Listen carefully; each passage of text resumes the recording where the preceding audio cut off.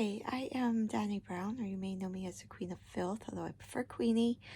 And I am here with you on this lovely Friday, February, I think it's the 17th today, to read you another story.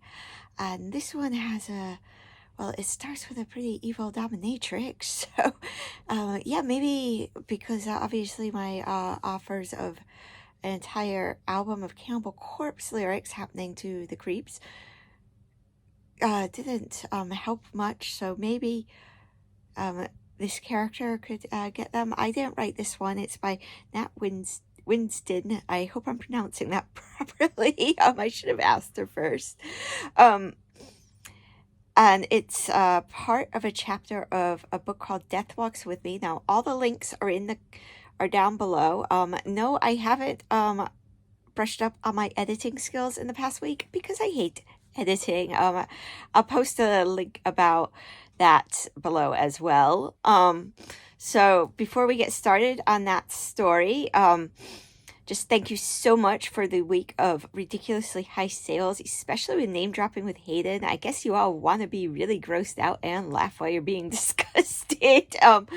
And then, of course, there was Broccoli. Now, that one isn't as hilarious, although it was still fun to write, but not as hilarious. And then 56 Seconds, there's one the creeps will like, although it's from the male point of view. And 56 Seconds is only available on Godless right now until the end of March when I go wide with it. So thank you so much for your purchases. Now, let's get to Nat's story. So, as I said, it's from Death Walks With Me, and the book is out now. I do have a copy. I haven't had a chance to read it yet, though, because I've been busy with my house kind of collapsing around me. When all the workmen are done, I will try and get a backdrop with some proper lighting and stuff, so, these can be at least well lit. When the existence of this world was created, no one has say. A planet of people trying to manage their lifespan the best they can. Some pissed their lives away on vices, but no one knew better than Casca. These mortals were part of a dead and decaying world, long before religion and war ravished it. Slaves to desire, greed, and lust. And this world had now been ripped apart for the last time, Casca declared. She stood at the edge of the roof and stared down at the chaos beneath her feet, smiling at her beautiful massacre. A black velvet cloak shifts in the wind, revealing a heavy leather bodice. The shibari-style robe around her waist is not for decoration, but to remind her of her discipline. It snakes around to her upper thighs, encircling the thick webbed fishnets. Casca may be immortal now, but she still dresses in the attire of her previous life as a human. Like any mistress, she commands attention, and her appearance shows she is not a person to be fucked with. Look at them, all scurrying around like ants. I find it hard to believe I used to be one of them. She watches as the fires rage and monstrous shapes take form in the smoke. Long before she regained her post and tossed aside the shackles of humanity, Casca knew she was not meant for a mortal existence. She practically felt sick to her stomach at the idea of an ongoing average life, and she wanted more than to live, work, and die. When they were little, all the other girls wanted to be princesses, fairies, mermaids, anything majestic and beautiful. Casca took solace in the darkness and did not have such childish notions in her mind. She saw beauty in things the rest would shrill in disgust at. Other girls collected jewelry, teddy bears, and Barbies. Teddy bears. Where was I? The other girls collected teddy bears and Barbies, but Casca collected the only thing she did find of value that held more beauty to her than any shiny ring. Bones. Whether it was the bones she found in the garden, buried by the local dogs, or the leftover carcass of a rabbit from a fox's previous meal, Casca would collect these treasures and store them under the bed in her room. She would pull them out at night when everyone was asleep, marveling at their construction, before gathering up her paint set to decorate each curve and groove. The happiest times for Casca were sitting in pure darkness, nothing but a candle to illuminate her table, while she decorated her trophies of death in silence.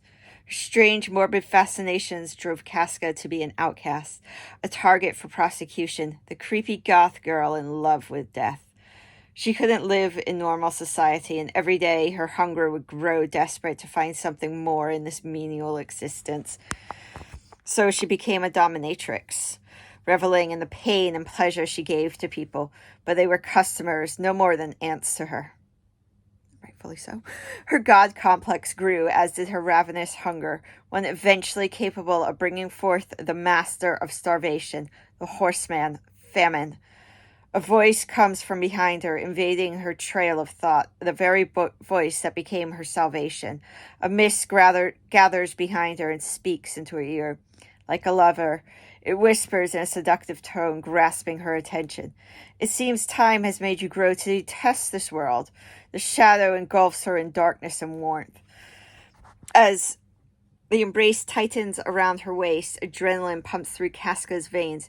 You were mocked and persecuted at every turn for your deep love and your morbid fascinations. As a young woman, you found it harder still to fill the void within yourself. The voice of Abaddon is, of course, correct. It's why the horseman was so taken by her. She tried the usual vices, drugs, drinks, and sex, but nothing made her feel any less hollow. Men were a mere means to an end to her. Casca has yet to meet a man who is not out for himself, to meet his own needs and desires. The string of lovers she attains along the way strengthens her resolve. Becoming an underground dominatrix meant a decent wage, but also curbing the hunger inside.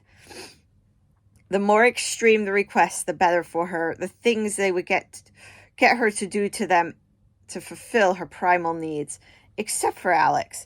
A headstrong businessman on the surface, but behind closed doors, he was Casca's favorite toy. A smile creeps onto her face as she reminisces about him, and she shadow chuckles. What's so funny? Casca snaps. The mist moves in front of her, guided by the wind, and takes a solid, faceless form, the outline of a dark figure and a large smile of sharp, shark-like teeth. Thinking about an old lover, Abaddon mocks. She shoots the entity a dark look before stepping forward imposingly. You don't have consent to read my mind. Abaddon lets out a growl of disapproval. Remember to whom you speak, girl. I am not one of your submissive pets. The demon snaps its jaws together and turns away. In her life as a human, Casca became known as the dominatrix of desire. For the right obscene amount of money, she would help you fill your every want. In taking on this role, she funded her education at the University of Leicester Medical School, became a skilled surgeon. It came in handy when she was taking on special projects requiring a particular skill set, and she was never happier than when she was carving away at the body of a willing client. Whether it was scarification, modifying body parts unsedated, or simply removing body parts, she found her inner peace surrounded by blood. Her workshop was always busy, each case stranger than the next, but still she made time to go back to her first passion. Well, that is just lovely, and I hope she comes out of that page to visit some of you creeps, because you sound like you need a really sadistic dominatrix from, some of the comments you leave me, and it's just horrible and mean. So anyways, the book is Death Walks With Me, and it is available now, and that's by Nat Whiston. As I say, I hope I'm pronouncing that right. So I will be back again, probably next Friday. I do have another story already in my inbox to read, and I'm waiting on another, and I will start scheduling these, making announcements of who's going to be on the next week when I get a bit more used to that. Probably before definitely before my editing skills decide to come back. I honestly haven't had time to work on them. And then from there, we'll probably have some nice lighting and a backdrop and make it look quite nice once my house is sorted out. There's 2 rooms that are just bad water damage and damp, and they are both in the process of being fixed at the same time. So it's a bit of a nightmare in my house right now. But thank you so much for watching, and I shall see you next Friday. Bye-bye.